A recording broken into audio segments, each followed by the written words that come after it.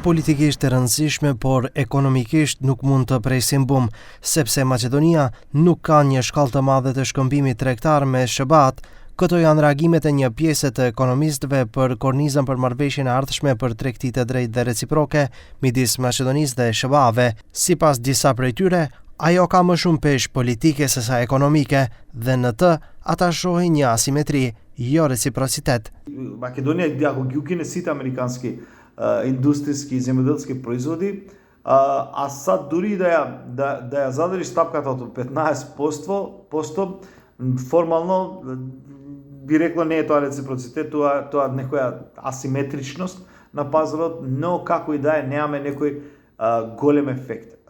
Да сумираме, значи политички договорот има политичка можност, значи треба да се види како позитивно, но од економски аспект ние не би можеле да очекуваме дека би се реализирало некој ekonomski bum. Për profesorin universitar Sinisha Naumovski, pozitiv është fakti që po përgatitet si marrëveshje dhe çdo bashkëpunim midis SHBA-ve dhe ekonomisë së Maqedonisë në lidhje me qëllime strategjike është i dobishëm.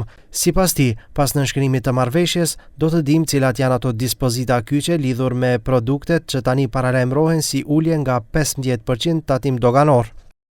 Во вкупната трговска размена американските држави не се толку влијателен дел во однос, ако направиме компарација или паралела со Европската Унија. Но секако ова е за поздравување, бидејќи може да биде еден мотиватор или една позитивна информација за идните или сегашните идни претприемачи, оние кои сакаат посасилено да соработуваат со американската држава или со компаниите таму, а тоа најчесто можам да го кажем од искуство е и со македонската диаспора. Kryeministri Mickoski në postimin e tij në rrjetet sociale për marrëveshjen njoftoi se 64 produkte tona do të eksportohen me dogan nga 0 deri në 6%.